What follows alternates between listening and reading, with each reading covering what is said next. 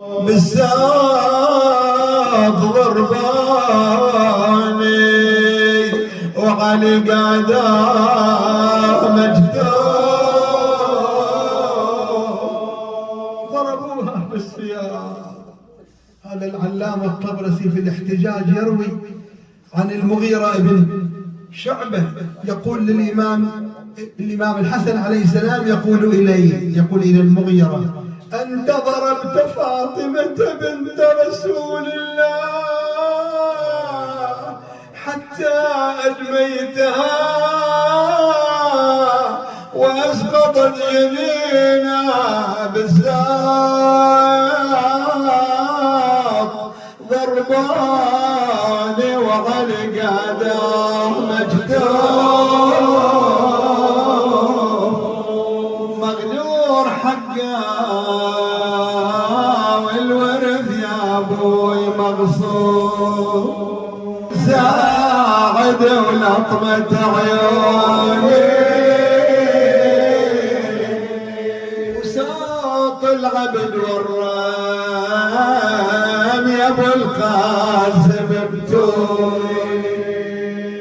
ويجمعوا على داري وما حد وقف وبعدك يا ابو ابراهيم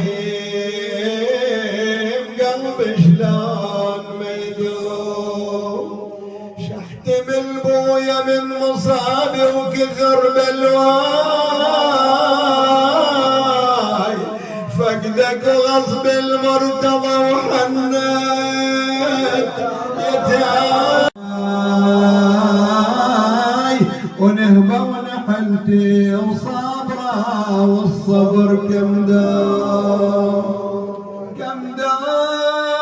انا اتصبر وقلبي كله جروح الساكن بيعمل لي من عوان من النوح يا بكل يوم اخذ الزبطان